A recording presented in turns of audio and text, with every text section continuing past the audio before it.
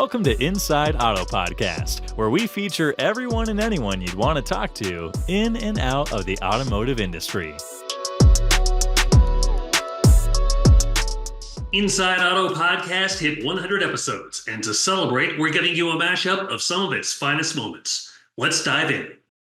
Bob also has, been everywhere in the past year, and he talks a lot about making sure that you have the proper metrics in place and you're not just reporting on metrics that really don't matter. So, for example, impressions and clicks, while that used to be exciting, that's not exciting anymore because you want to know your leads, or you want to know your cost per lead, and you want to know how efficient your marketing is when it comes to leads rather than impressions.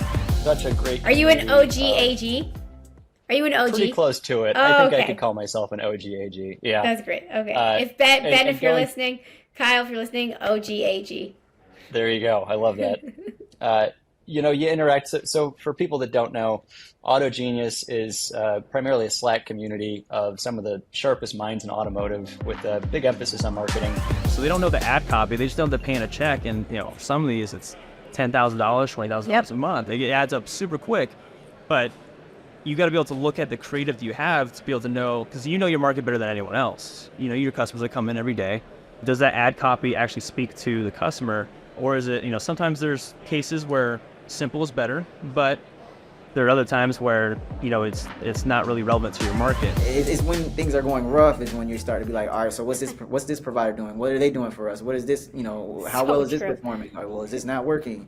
I think soon we're going to be able to get a real true a clear path, and some of these providers might be in trouble in the future because we're going to start to see that they've been selling our data anyway to maybe allowing consumers to see different content of our dealership that they might have already seen anyway. If anybody is trying to or thinking about starting a vehicle acquisition center, I'll tell you a couple things. Number one, it's incredibly difficult. Okay, it is not something that happens overnight. And in the beginning, you will lose money. It takes time and patience, like you said. But in the beginning, we were barely breaking even. And fast forward, we're still under a year in the making. And we are very, very profitable. And this is just the beginning. Is it still like that with radio?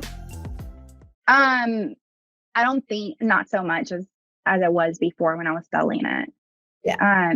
Because when I was in radio, we started diving into digital marketing. And so obviously their radio ads would be more driven to digital. So we would have to offer a digital plan for them. So their budget was getting cut in half and moved into digital, or more than half, really, 75% of it. But I think two challenges: having someone who really has grown up in the car business and understands the importance of data, has actually sold a car, who actually has managed a deal, those sort of things, and then not being afraid of it. If you want to improve, you've got to look at historical data and then make future judgments and future decisions off of what the past has shown you. Within my stores majorly, because I watched this happen in the 2008 crash, which we dealt with and got hit with hard. Just before that, you didn't have to have any skills. You could sell cars and it was easy, and it was not a problem. And then 2008 hit, and boom, suddenly you had to really have the best skills, the best service. You had to do the things that nobody else would do. Coming into the industry, whether you're a vendor, you're new to automotive digital marketing, to kind of see what everyone else is doing and to kind of get a good foundation. The conferences like Digital Dealer are great, but I wish there was almost it's great digital marketing auto, 101. We want to get to the stage 2 and go beyond that. Information, right? Because people are intimidated, when you're walking onto a dealership, especially if you're a first time buyer. So if you can alleviate that and kind of set them up for success before they even walk in, they're not like these guys, right? These brilliant guys that create content that crushes and can talk on camera and all that. But no, they're just regular people. And if they can see themselves in them, then it's just going to create an opportunity for them to apply. And actually, we had a lot of applications come in because of that. I think a really good analogy for that, that I learned early on, was that you kind of look at your entity and your business as a highway, right? You have the highway, and say you're in a tunnel or anything like that, you can't jump off the side and go completely rogue. So you've got some barriers there that are going to keep you all going in the same direction, but that doesn't mean you all have to be in the same lane. So you said, I interrupted you though. You said you're going through your people. Yep. And then there were a few companies on that list. Few companies. Were there people associated with those companies that you actually For sure. know? Or, okay, for sure. great. I mean, most of the companies aren't unknown to me, right? So I do think it's a challenge for a startup company or somebody that's getting established to build these relationships with dealers at NADA. Because like me, like I feel like I'm like a fish being gobbled up by like the water or whatever. Like everybody's hunting for dealers. Yeah. The answer is the obvious, which is interest rates, right? That's impacting everyone from consumers to the buying behaviors and habits to the carrying costs for inventory, right? So you got to try to run as lean and mean as possible, right?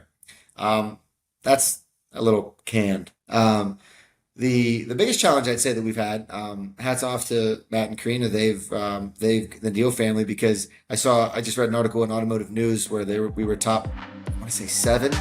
One of the things that's very important to us is to give every team member the opportunity to speak candidly with their manager at least once a month. And it's a requirement upon the managers to ensure that happens.